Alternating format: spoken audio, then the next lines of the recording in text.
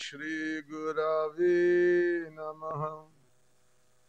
ओम श्री गुरवे नमः।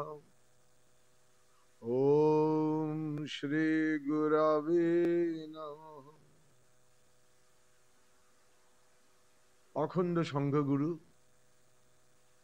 परम पूज्यपाद अखंड मंडलेश्वर श्री श्रीमद स्वामी स्वरूपानंद परमहंसदेव আমাদেরকে যে উদার এবং সর্বজনীন পথ প্রদর্শন করে গেছেন, তারই আলোকে ধর্ম অনুশীলনের আমরা চেষ্টা করে থাকি। শ্রী শ্রী স্বরূপানন্দজি তিনি বলেছেন, মানুষের কুসংস্কারকে কাজে লাগিয়ে আমি কাজ করিতে চাই না। জ্ঞানে প্রতিজনে জ্যোতির্ময় হোক। আমার প্রতিটি বাক্য ও প্রতিটি চিন্তাকে বিচার করিয়া তাহার মূল্য নির্ণয়ে সে সক্ষম হোক। অজ্ঞানীর অনুরাগ ও অন্ধ ভালোবাসা আমার শক্তির উৎস নয়। তিনি খুব সরলভাবে আমাদের জীবনের অনুশীলনীয় সকল বিষয়কে ব্যাখ্যা করেছেন। কোনো জটিল তত্ত্ব নয়, একেবারে অতি সরল সহজভাবে আমরা যাতে আমাদের ধর্মকে অনুশীলন করতে পারি, আমাদের বিশ্বাসকে সুসংহত করতে পারি, আমাদের নিষ্ঠাকে আমরা সাধনা অর্পণ করতে পারি, এই বিষয়ে উনি বিশেষ নজর দিয়েছেন। আমাদের এই যে দুর্লভ মনুষ্য জীবন, এর লক্ষ্য কি? ধর্ম বলে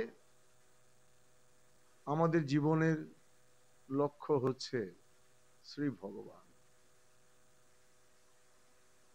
পরম পূজ্যপাদ শ্রী শ্রী বাবামণি বলেছিলেন, দুর্লভ মনুষ্য জন্ম লাভ করিয়া একটি বিষয়ে বিশেষ লক্ষ্য দিও, তাহা হচ্ছে শ্রী ভগবান।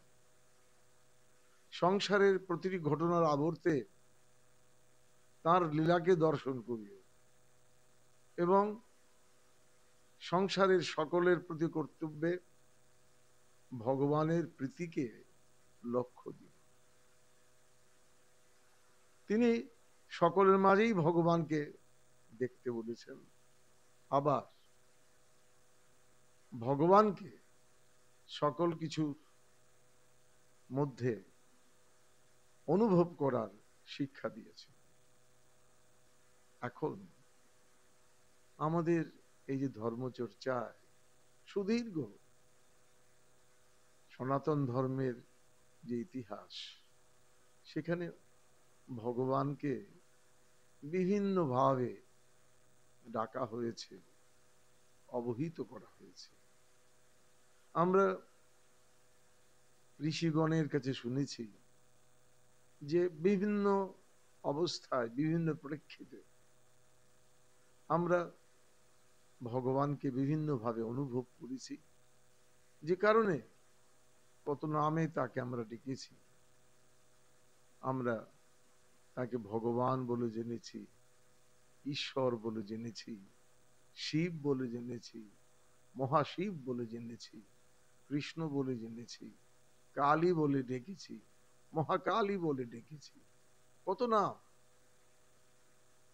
দৃশ্যত মনে হয় যে বিভিন্নভাবে আমরা বিভিন্ন জনকে ডেকেছি, কিন্তু আমাদের ঋষিরা সবসময় আমাদেরকে কথাটি বলেছেন যে সাধকানাম হিতার্থায় ব্রহ্ম নিরূপ কল্পনা। স্বামী বিবেকানন্দজির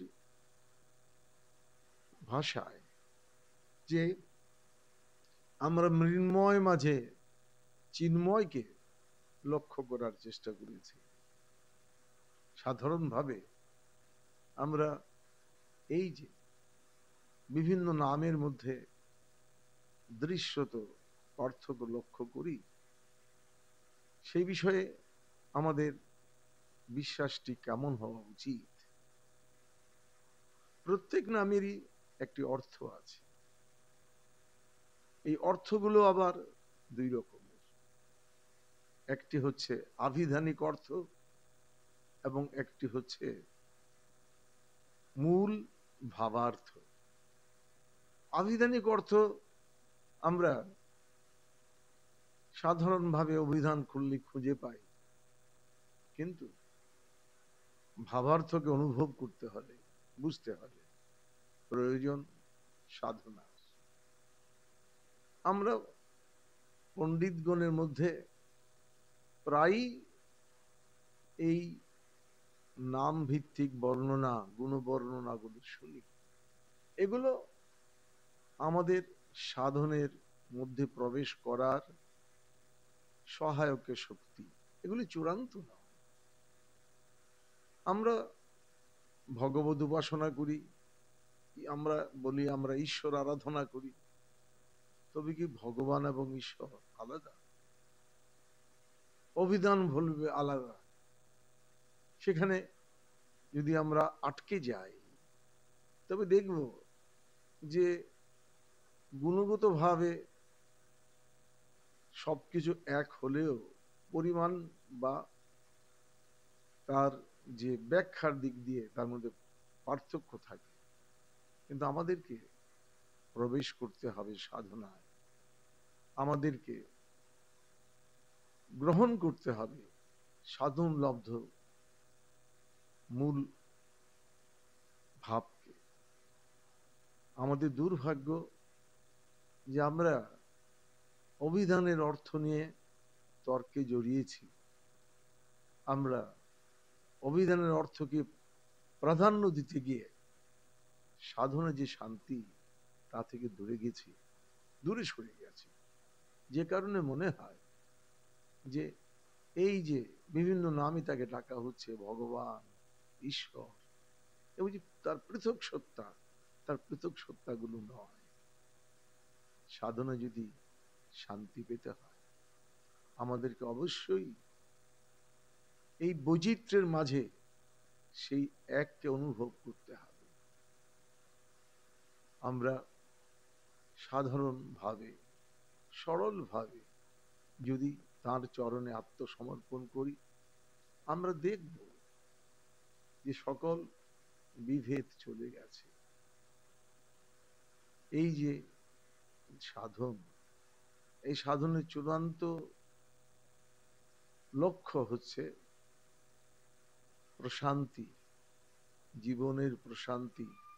সেই প্রশান্তিকে লাভ করার জন্য আভিধানিক অর্থের বাড়াবাড়ির মধ্যে নিজেকে আটকে না রেখে মূল তত্ত্বে আমাদের যেতে হবে।